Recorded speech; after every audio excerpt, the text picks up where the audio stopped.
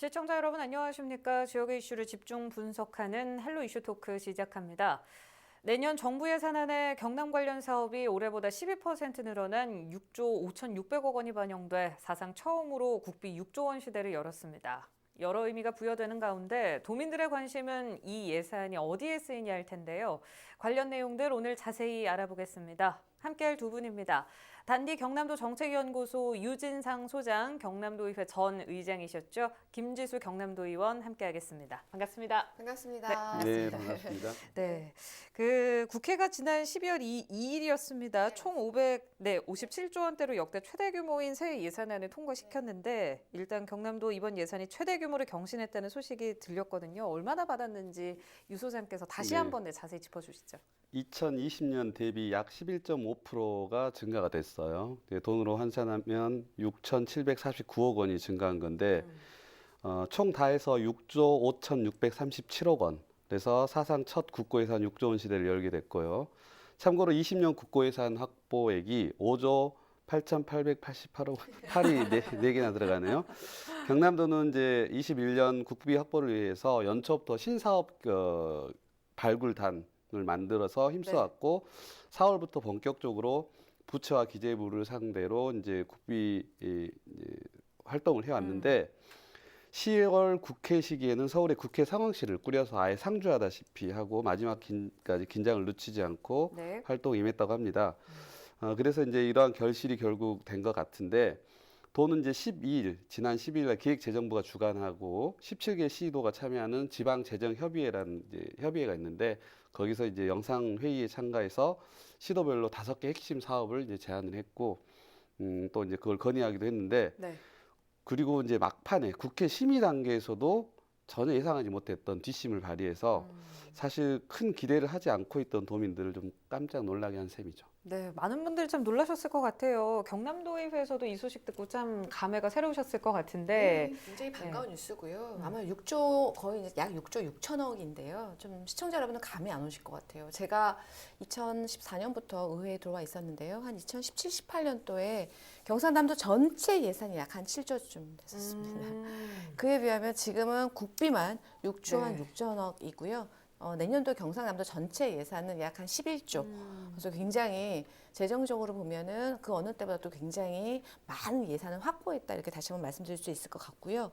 물론 이 많은 예산을 만드는 데 있어서 집행부, 즉 경남도와 그다음 시군에 있는 집행부가 너무너무 고생하셨다는 말씀을 드리면서 특히 그 정점에 계신 김경수 지사님 진짜로 고생 많으셨습니다.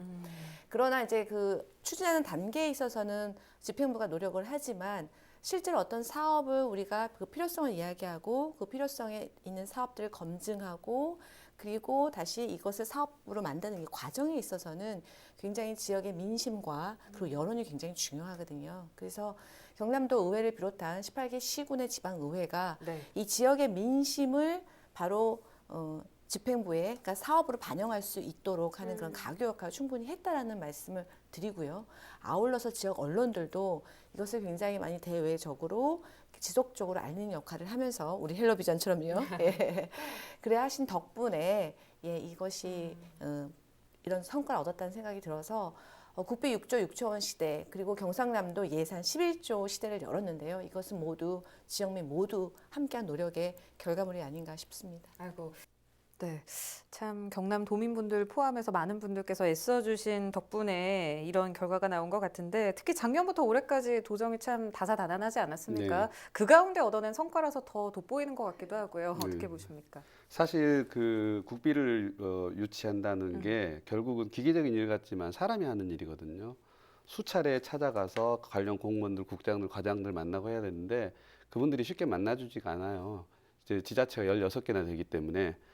근데 이제 사실은 이제 김경수 지사는 이제 기획재정부 행안부 쪽 네트워크가 굉장히 이제 좋았기 때문에 초기에 김경수 지사 가면 국비 문제 다 해결된다는 말이 있을 정도로 참 분위기가 좋았는데 안타깝게도 이제 재판 2번을 거치면서 그런 기대감들이 이제 많이 식었었죠. 네. 근데 이제 그 이후에 이제 김경수 지사가 이제 묵묵하게 그 재판하고 상관없이 담당 공무원들 발이 닿을 정도로 상부 부처 찾아가라 주문을 하고 여러 가지 이제 준비를 했었고 사실 경상남도는 이제 제조업이나 조선업 이제 최대 위기, 코로나까지 겹쳐 최대 위기를 맞았었기 때문에 국비가 이제 아주 절실한 시점이었거든요. 그래서 이제 그 구체적으로 좀 보면 예를 들면 그 신사업 발굴 추진단을 이제 경남연구원하고 경남테크노파크를 통해서 구성해서 거기서부터 계속해서 경남도가 먹고 살 수 있는 새로운 먹거리들을 발굴했고요. 그걸 가지고 이제 계속 부지런히 다녔고 그 다음에 그걸 가지고 다시 실무 추진단 토론회를 군, 시군 공무원들과 함께 계속해서 더 이제 좋은 정책으로 만들어서 그걸 그 기재부로 가지고 간 것 같아요. 그 구체적으로 보면 2월부터 올해 2월부터 중앙부처 기재부 국회를 약 300여 차례 방문을 했다고 하니까 뭐 상상이 되시죠. 네. 아무튼간에 사실 김경수 지사가 재판 때문에 다소 위축되어 있었는데 국비 확보에 이제 비상이 걸린 것 아니냐 하는 우려가 굉장히 많았었는데 다행히 우려를 불식하고 좋은 성과가 예상되고 있어서 네. 잘 뜻깊은 것 같습니다. 네, 알겠습니다. 예산을 이렇게 경남이 잘 가져왔고 이 비용이 확보된 근원적인 부분을 살펴보면 많은 분들께서 동남권 메가시티를 떠올리실 것 같아요. 네. 참 안에 굵직한 사업들이 많을 것 같은데 어떤 부분들이 있는지 김 의원께서 짚어주실까요? 그 동남권 메가시티 사업을 우리가 이야기할 때 좀 시청자분들께서 염두에 두셔야 될 것은 동남권 메가시티 사업은 지금보다 나은 경남을 만들겠다는 사업이 아닙니다. 이것은 경남의 생존이 걸린 사업이다. 그리고 대한민국 미래가 걸린 사업이다라고 인식해 주시는 게 맞지 않나 싶습니다. 뭐 잘 아시다시피 지금 2019년을 기준으로 경남의 합계 출산율이 1.05명입니다. 예. 이미 2018년부터 저희가 사망자 수가 출생자 수를 상회하고 네. 있고요. 인구의 자연 감소가 시작됐다는 의미로 본다면 인구 규모 면에 있어서 이제 경남은 성장이 아니라 이 규모를 유지하는 것도 굉장히 당면한 과제입니다. 예. 청년 이야기를 해볼까요? 지난 10년 동안에 비수도권에서 수도권으로 유출된 청년 인구가 총 159만 명, 동남권에서만 이 부울경, 경부울 이 지역에서만 41만 명이 수도권으로 자리 옮겼습니다. 학교를 볼까요? 전국 429개 대학 중에서 41%가 수도권에 있고요. 지역 대학은 벚꽃 피는 순으로 문을 닫는다라는 흉흉한 네. 이야기가 도일 정도입니다. 아마 창원대학교에 계시니까 우리 교수님 아마 잘 아실 텐데요. 이렇게 정말 지역은 경남을 비롯해서 전국에 있는 모든 광역, 특히 도가 네. 지역의 총생산과 총소득이 모두 감소되고 있는 실정입니다. 그래서 이렇게 가다가는 정말로 대한민국의 미래가 어렵다라는 지적이 계속 있음에도 불구하고 문재인 정부 전에 있었던 박근혜 정부, MB 정부에서는 계속적으로 수도권 확장 정책을 폈었었죠. 지금도 국민의힘에서는 계속적으로 수도권의 규제 완화를 촉구하고 있는데요. 이러면서 수도권은 굉장히 인구 과밀 문제로 주거 환경이나 교통 환경이 굉장히 악화되고 있지 않습니까? 그래서 그 결과로 지금 부동산 폭등 뭐 이런 문제들이 계속 생기고 있기 때문에 동남권 메가시티 정책은 실제로 분권을 통해서 지방의 생존뿐만 아니라 국가의 미래 발전 전략을 놓는다라는 의미로 굉장히 큰 의미가 있다는 말씀을 다시 한번 올리고요. 이 말로만 동남권 메가시티를 구성할 수는 없잖아요. 이 부울경, 경북, 이 동남권을 하나의 생활 공동체, 경제 공동체로 만들기 위해서 가장 중요한 것은 바로 광역 교통망입니다. 그렇죠. 그래서 이 광역 교통망을 준비한 이 첫 단계에 있어서 이번에 함양 울산 고속도로 사업 3,327억을 이번에 확보를 했는데요. 이 함양 울산 고속도로가 만약에 완공이 되면 밀양과 울산을 연결하는 최단 거리입니다. 네. 더해서 부전 마산 간 전동열차 저희가 그렇게 전동열차 달라고 하는데 지금 국토부에서 중고속 열차 했다가 이번에 끊임없는 설득으로 우리 아까 교수님 말씀하신 대로 막판 국회 뒷심 발의해서 예, 확보했습니다. 20억 해서 부전 마산간 전동열차까지 놀게 되는데요. 이거 굉장히 환영할 만한 일이라고 생각합니다. 예. 네. 하지만 한편에서는 네. 이 동남권 메가시티 구축에 있어서 너무 네. SOC 사업에 치중된 거 아니냐 이런 의견도 제기되고 있거든요. 코로나19로 참 많은 분들이 힘든 상황에서 네.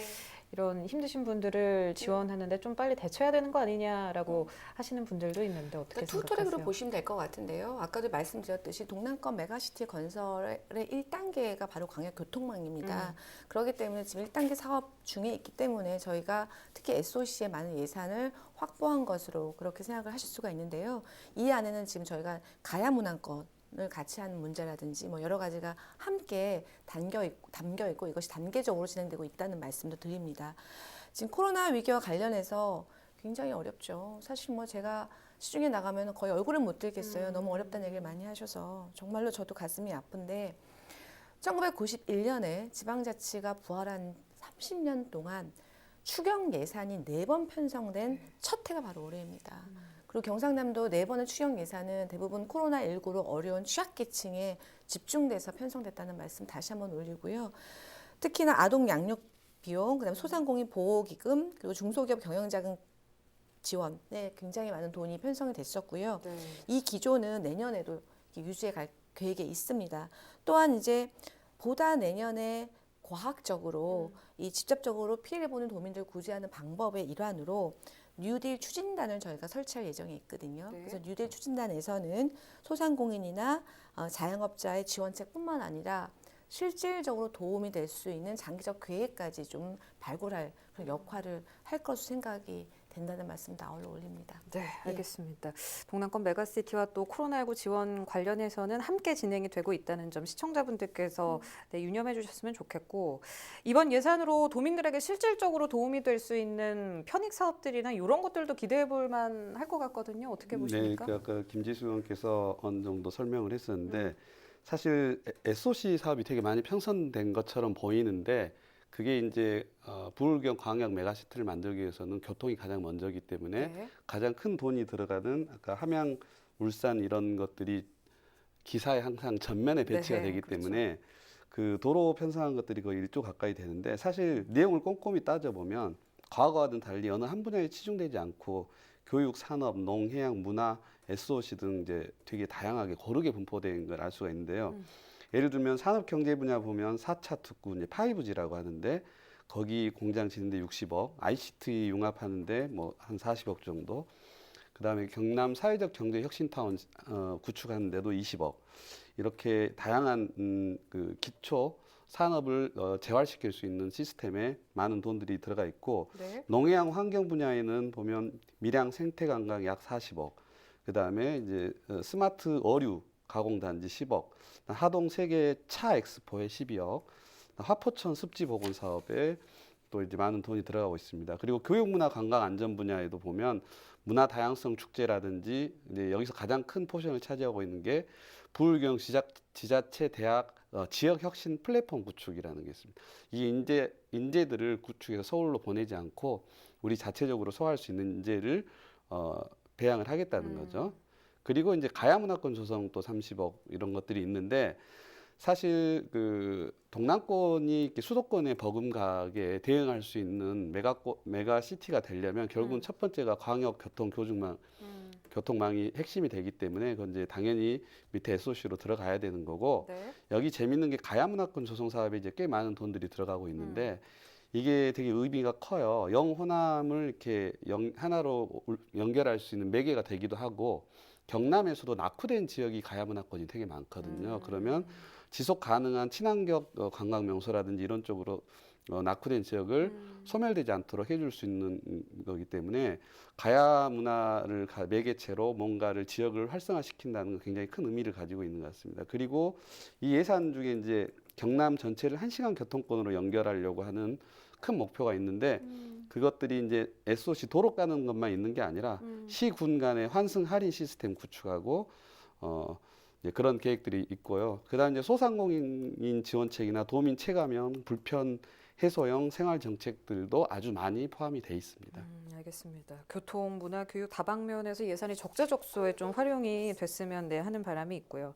사실 2019년 5조 원 확보했을 때도 분위기가 참 좋았습니다. 근데 올해 6조 원을 이제 확보하고 나서 더 들뜬 분위기고 축하하는 네 목소리들이 많은데 하지만 반대로 같은 상황을 놓고 좀 늦은 거 아니냐 이런 쓴소리도 있으세요. 뭐 경남보다 인구가 적은 부산, 충남, 전라남북도는 올해 이미 7조 원을 확보했기 때문에 그런 쓴소리들이 나오는 것 같은데 이 부분에 대해서는 어떻게 보십니까? 그러니까 일종의 국비 확보액도 경쟁이 붙잖아요. 그래서 아마 시도별로 자기 해당 시도가 보다 많은 국비가 확보됐다고 이렇게 서로 보도 자료를 내는 과정 중에 예를 들면 국비 확보액을 집계하는 방식이 약간 좀 차이가 있는 것 같습니다. 그래서 국비라는 게 두 종류가 있어요. 보조 사업이 있고 그리고 국가 직접 시행 사업이 있는데요. 네. 경상남도 같은 경우에 그 6조 6천억은 전부 다 보조 사업입니다. 그래서 국고 보조금이 5조 4천억 정도고 균특 회계 보조금이 한 1조 2천억 해서 6조 6천억인데요. 국가가 직접 시행하는 사업이 약 한 9천억 정도 있거든요. 그래서 네. 이것을 포함하면 약 한 7조 5천억이라는 말씀을 드리고요. 우리 아나운서님께서 언급하신 다른 시도, 예를 들면 강원도 같은 경우나 강원도가 국가 시행 사업 2조가 반영돼서 발표를 했고요. 그리고 전라북도 같은 경우에도 새만금 사업이라든지 전주 고속도로 이 3조를 포함해서 약한 발표를 한 거거든요. 그래서 그런 약간의 좀 시차가 있다라는 말씀을 드립니다. 네, 알겠습니다. 네. 유 소장께서는 그럼 이번 국비 규모에 대해서 정부 결정에 불만이나 혹은 의문 사항이 있으신지? 저도 그래서 깜짝 놀랐어요. 네. 우리가 되게 이제 자화자찬하고 있는데 그래서 이렇게 꼼꼼히 들여다봤더니 방금 이제 김지수 의원님 말씀하신 것처럼 경남은 국비 확보액 산출할 때 고속국도, 국도처럼 전액 국비로 추진된 사업을 여기다 지금 포함시켜놨고 다른 지자체는 이렇게 자기 지자체 홍보하기 위해서 그런지 모르겠는데 국가 시행 사업이 반영된 수치를 거기다 이제 빼놓은 거예요. 예를 들면 전북 같은 경우는 8조 2천억 원을 확보했다고 했는데 네. 이 중에서 순수 국가가 시행하는 그 SOC 사업 같은 게 3조 원 정도 되거든요. 그걸 빼고 나면 이제 5조대가 되는 거죠. 그래서 사실 이제 이건 국비잖아요. 말 그대로. 네. 국비가 물론 우리가 무조건 많이 따오면 가장 좋겠지만 국비라는 건 균형 발전을 위해서 쓰는 거기 때문에 우리나라가 처한 경제적, 사회적 여건 등 고려해서 이건 하는 거고 여기에 이제 이견을 갖거나 시시비비를 따지기보다는 우리 비전 더 가다듬어서 추경 때 이제 국책연구기관이나 경남연구원 같은 데서 전문가 협업을 통해서 신규 사업 더 발굴하고 가다듬은 다음에 그걸 가지고 2월이나 10월 또 이제 기재부나 행안부 국회 방문해서 더 이제 호소를 하고 이거 불균등한 재원이 있으면 그때 이제 우리 무기를 가지고 이렇게 어필을 하는 게 낫지 지금 제가 볼 때는 특별히 우리가 불이익을 당하는 상황은 아닌 것 같습니다. 알겠습니다. 다음 질문은 불이익을 당한 걸 가정하에 질문을 준비했는데 이 질문은 안 해도 될 것 같고요. 상가에서 첨언할 게 있는데요. 국가 시행 사업은 저희가 이제 빠졌죠. 그래서 그런 뭐 시차가 좀 있다는 말씀드렸지만 예를 들면 그래도 그럼에도 불구하고 국가 시행 사업이 우리는 9천억인데 전북은 3조고 아까 말씀하신 네. 대로 강원도는 2조잖아요. 그래서 그래도. 이거는 좀 섭섭하다. 근데 이것은 사실 아셔야 될 게 예를 들면 이런 거죠. 남부내륙 고속철도 저희가 2019년 1월에 확정이 됐죠. 네. 그런데 올해 쓴 예산이 저희가 한 150억. 그리고 내년에 저희가 이 남부내륙 고속철도를 확보한 예산은 약 한 406억. 이것은 뭐냐면 그냥 기본 설계 용역비입니다. 그래서 이 정부에서 하는 국책 사업이 선정이 된다고 해서 바로 첫 해에 다액의 예산이 내려오는 것이 아니라 처음에 용역을 하고 설계하는 과정, 준비 단계에서는 예산이 소액이 내려오죠. 그렇기 때문에 이 다액의 국가 예산을 받기 위해서는 이 사업은 이미 몇 년 전에 확정이 되어 있어야 그것이 가능한데요. 네. 그런 의미에서 본다면 실제로 앞에 국민의힘에서 했던 지방정부 그리고 지역에 있는 국회의원님들께서 국책사업을 많이 안 가져오신 거예요, 사실은. 그래서 그렇기 때문에 지금 현재 국가 시행 사업 규모만 놓고 보더라도 저희가 다른 시도 좀 작은 거죠. 그러나 지금 김경수 도정에서 엄청 많은 국가 예를 들면 시책 사업들을 받아왔기 때문에 남부내륙 철도를 포함해서요. 이거 실제로 내년이나 내후년 이후에는 굉장히 많은 이 국가 시행 사업으로 편성돼서 내려온다는 말씀도 아울러 드립니다. 예. 알겠습니다. 도민들 입장에서는 이번 예산 소식을 듣고 이만큼 많이 확보를 했으면 우리 생활이 실질적으로 변하지 않을까 많은 기대를 하실 것 같아요. 네, 경남도에서 이 부분 좀 더 세세하게 짚어주시고 살펴주셨으면 하는 바람 갖겠습니다. 네, 오늘은 김지수 경남도 의원, 단디 경남도 정책연구소 유진상 소장과 함께 내년 경남도 국비 예산 6조 시대에 대한 내용을 짚어봤습니다. 국비 예산 6조 결코 쉽게 확보할 수 있었던 게 아닙니다. 그만큼 소중한 예산이 경남의 새로운 미래를 위해서 2021년 알차고 공정하게 쓰이길 바라겠습니다. 유튜브 채널 헬로 경남 통해서 오늘 방송 다시 보실 수 있습니다. 시청해주신 여러분 고맙습니다.